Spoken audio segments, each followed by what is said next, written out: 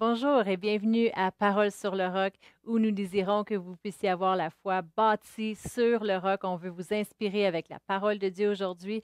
Alors, je voulais ouvrir avec un verset dans Proverbe 3 et verset 5-6. Ça nous dit: Confie-toi en l'Éternel de tout ton cœur et ne t'appuie pas sur ta sagesse.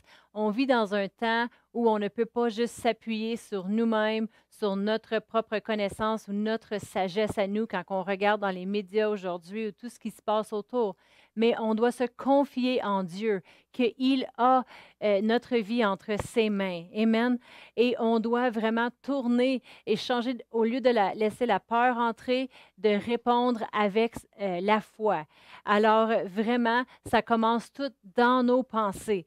Dans 2 Corinthiens 10 et versets 4 et 5, ça nous dit: car les armes avec lesquelles nous combattons ne sont pas charnelles. C'est pas on ne combat pas dans le naturel avec toutes sortes de choses autour de nous, mais elles sont puissantes par leur vertu de Dieu pour renverser les forteresses.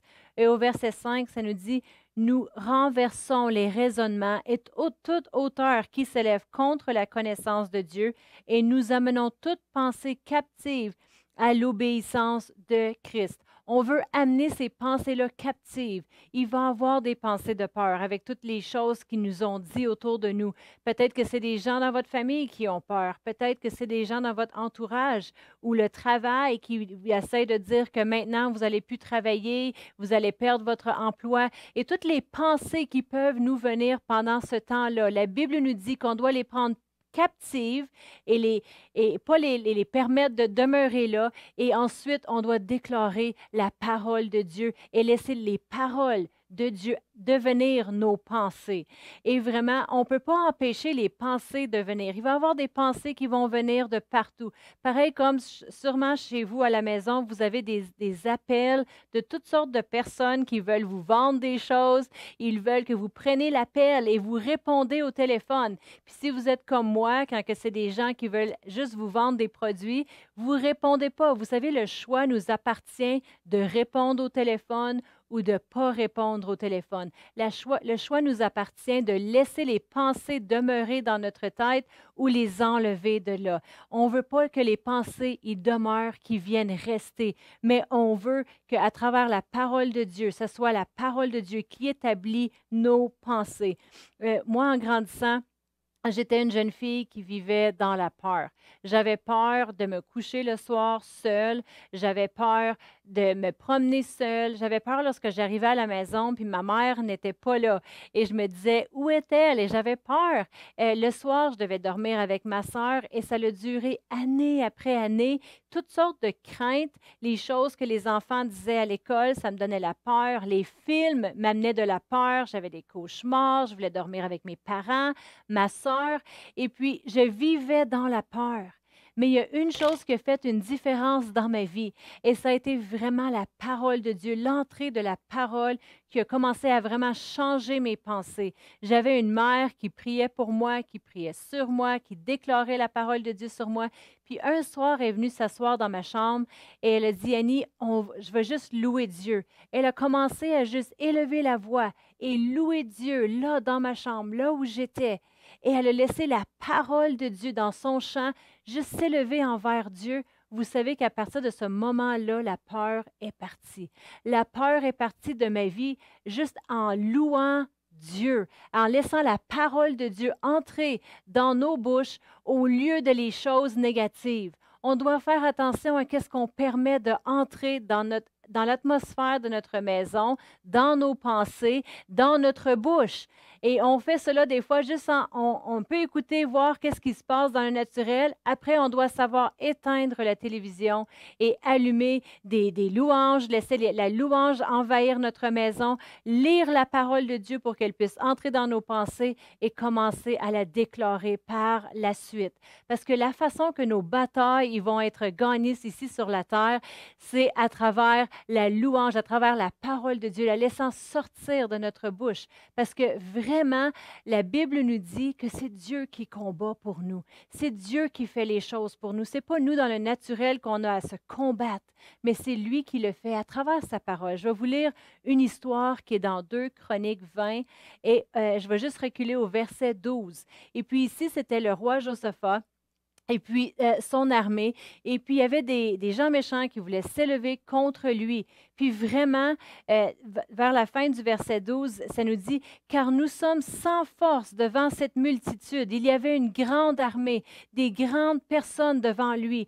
Et puis il dit, « On est sans force devant cette multitude nombreuse qui s'avance contre nous. Ne savons quoi faire. » Puis des fois, dans notre société, quand on regarde autour de nous aujourd'hui, on peut dire, bien, on est sans force contre ce coronavirus. On est sans force contre notre travail qui veut nous laisser tomber et puis on doit arrêter de travailler. Que faire? Puis il disait au fin du verset, nous ne savons que faire, mais il y a une chose qu'il a fait, Josaphat, c'est qu'il a dit, nos yeux sont sur toi, Dieu. Et dans ce temps-ci, on doit élever nos yeux et les placer sur Dieu. Et comment on fait cela? À travers la louange. On choisit de placer nos yeux sur Dieu et commencer à le louer, à le glorifier. Puis Dieu lui avait donné un plan à Josaphat et son armée. Et au verset 15, Yahaziel dit, « Soyez attentifs, vous tous qui habitez Juda et Jérusalem, et toi aussi, roi Josaphat, voici ce que vous déclare l'Éternel. Ne craignez rien et ne vous laissez pas effrayer devant cette immense armée. Ne craignez rien de ce que vous entendez de la société, du coronavirus, et ne vous laissez pas effrayer de ce qui est devant vous, car cette guerre n'est pas votre affaire.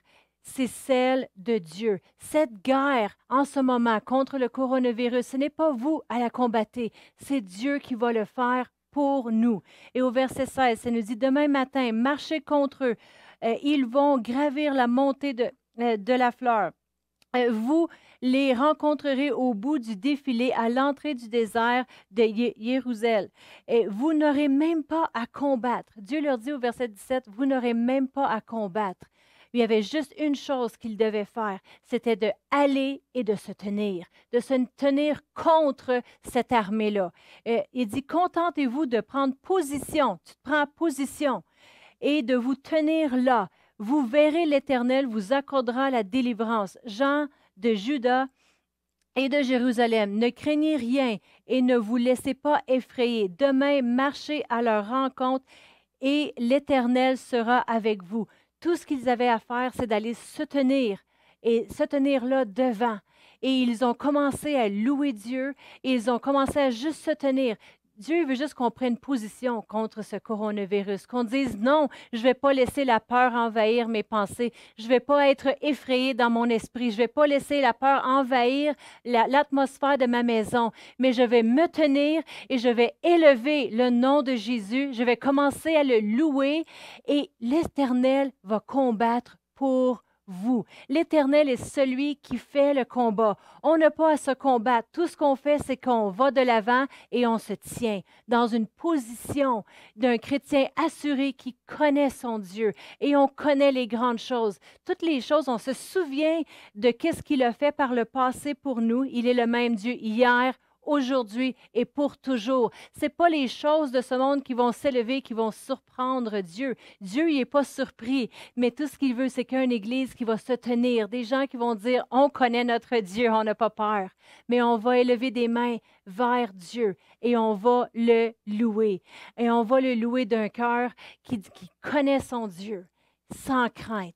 Et Dieu va toujours nous délivrer. Il nous a délivrés, il nous délivre, nous délivrera encore. Dans Ésaïe 61 et verset 3, ça nous dit pour accorder aux affligés de Sion, pour leur donner un diadème au lieu de la cendre, une huile de joie au lieu du deuil, un vêtement de louange au lieu d'un esprit abattu. Dieu veut qu'on mette notre vêtement de louange, qu'on ne soit pas abattu comme le monde autour de nous. Il y a quelque chose de différent à propos de nous, c'est qu'on connaît Dieu et on porte ce vêtement de louange. Même si ça ne nous tente pas, même si on a de l'air découragé, peut-être que vous êtes comme moi, vous avez des enfants qui n'aiment pas toujours prendre leur douche, puis tu leur dis, va prendre ta douche aujourd'hui. Ils doivent le faire, ils doivent se pousser. Des fois, on les pousse dans le bain. Ah ouais, lave-toi. Mais nous, on doit se parler à nous-mêmes, dire non, tu vas mettre ton vêtement de louange, tu vas te lever, tu vas te tenir. Pourquoi? Parce que c'est Dieu qui combat pour nous. On se tient, on se souvient de ses promesses et c'est Dieu qui est ton combat. Amen. Alors, Père éternel, je te remercie pour tout le monde qui est ici et merci que c'est toi qui combats pour chacun d'entre nous. Au nom de Jésus. Amen.